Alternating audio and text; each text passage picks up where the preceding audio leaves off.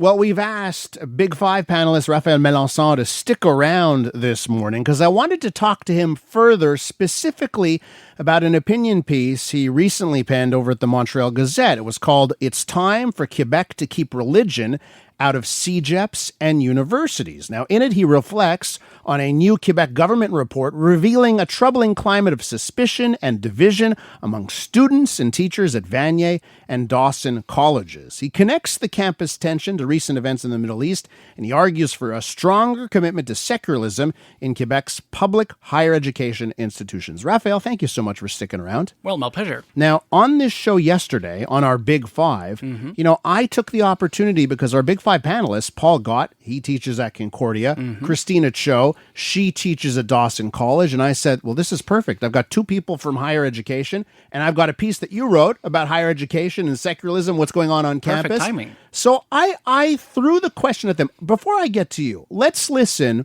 When I gave our panelists your piece, here's their reaction from yesterday's Big Five. But the problem at hand is that all of the information and the report that Melançon was reacting to was a report that bases itself in statements made 10 years ago in a situation with Le Cégep de Maisonneuve. And so this idea, this quote from about that prayer rooms have only fueled a climate of radicalization, community retreat, and mutual mistrust within the CEGEPs. Isabelle Haché goes through and she cites every time that is cited as the reasoning. And so she says, okay, it's in the report from Pascal Derry, the Minister of Higher Education last week. It was also written in La Presse Canadienne. It was also written in another piece by La Presse. It was also written last week in Le Devoir. It was also written in the report from the Centre de Prévention de la Radicalisation menant à la violence, and also in this piece by Melançon. I guess I've never met them. Because I have a lot of Jewish students. I have a lot of Muslim students in my classes who get along really well. They work together. We do teamwork exercises. There's never any tension in the classes or on the campus that I've ever seen. So yes, I guess it can happen. And there are people who have very loud voices who are saying that.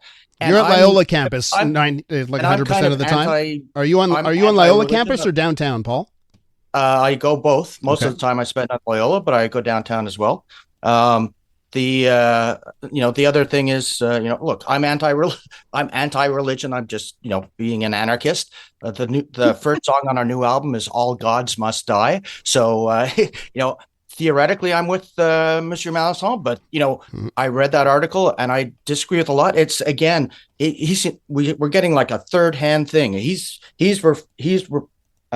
replying to reports from the minister who is not on campus. I trust the people on campus. I ask my students if there's this thing, and we're trying to do stories on this. We try and do stories on the tension, and they can't find people. Our Jewish students and our Muslim students can't find people who are angry. So yes, there are angry people there. There are people who are worried, and there should be nobody worried. And everybody should feel safe. I'm just surprised because I've been looking. Definitely one of those times where the media is blowing this up, and I actually completely disagree with that article.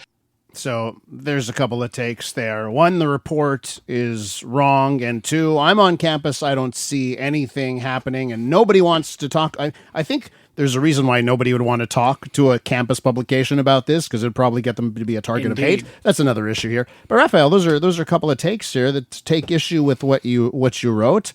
I'd love your response and maybe get into just how much this report is convincing in your mind. Well, it's a report that's been conducted over a period of 6 months. And obviously, when you're the minister has refused, so far, Minister Derry has refused to reveal the number of complaints they have received regarding that situation. But obviously, you don't launch an inquiry like that just with one complaint. So obviously, there are people who feel, and it's always a question, I believe, of perception, and I think what's the most important here is not really, are there any acts that have happened, or are there people feeling unsafe right now because there are these religious clubs on campuses? And the question here, I think, is broader. It's not just about the issues that are happening right now on campus and related to what's happening in the Middle East. It's also about, in a society that's supposed to be secular, is it normal still today to have prayer rooms that are paid for by taxpayers' money? Mm-hmm. These are buildings that are built, maintained with our money as taxpayers. And in a society where we have made the decision a long time ago to separate church and state, or religion and state, we should not have that kind of prayer rooms. But we wouldn't be having this conversation if everything was hunky-dory, if everything was going great, right? I mean, the reason we're having this discussion is because, and again, I played you audio from two professors that say, nope, I'm not seeing this issue. Of course, I've been on campus and I've seen it with my own eyes, and I've heard from students and teachers who live with this kind of thing. But again, someone say, they're saying maybe it's blown out of proportion by the media. It's not actually as bad. Well, if you listen to them, everything's beautiful under the sun. There's no problem there. But I'm sorry, but I taught at McGill too as a visiting professor. I've given a class there about political communication 2 years ago, and even there, it was the beginning also of the crisis in the Middle East, and we've seen major protests on campus, on the McGill campus, and students were indeed feeling threatened by that. So it's not something that somebody invented somewhere. It did happen. I've seen it myself. We've all heard about it, those tensions, and I believe that these religious groups or religious clubs, whether they are Muslim, whether they are, and it's not just about Muslims and Jews. It's also about Christians. There should not be any religion allowed in our public institutions of knowledge. The only religion, that's what I'm writing in the Gazette. The only religion we should be worshiping is knowledge and science, whether natural or social science. But we should stick to what's fundamental in those institutions and leave religion at home or in temples where it belongs, but it has no place in our public institutions, let alone in institutions of higher education. Here's the thing, right? I think, and I don't think there should be prayer rooms at universities and CEGEPs either, but I believe if you remove them, nothing would change about what's happening on campus right now. The issue is so deep, and what's happening on campuses, and there's a sort of climate where people don't feel they can say exactly, like if you're on one side of things, boy, do you feel like you cannot even speak out because you'll get mobbed, right? It's not I believe that situation, you're absolutely right, but I believe that situation is not only on campuses. It's everywhere. It's everywhere. There's this kind of omerta where you can't really speak out really what you think about a certain situation, and this has to stop. But the university is the place where that, of all places, it shouldn't be that way, right? Exactly. So what does Pascal Derry have to do? Because every time she tries to intervene, she's the one being accused of being against academic freedom, when in her mind, and for a lot of people, what she's trying to do is get academic freedom. Well, I believe there's no academic freedom as long as religion is coming in the way of academic freedom. So I believe the minister was right to intervene. And I would say it's a catch-22, because no matter what she did, she would have been criticized. Had she not intervened, had she not done anything about it following those complaints, she would have been accused of not ensuring the safety and academic freedom on those campuses. So either way, she would have been criticized. She had to do something. And obviously, this is the CQ government. We can criticize them as much as we want for many things. But I believe on secularism, they have a clear stance. And it's just in line with their party's ideology to intervene there and to ensure that religion does not affect people's freedom on campuses. Now, is there enough being done?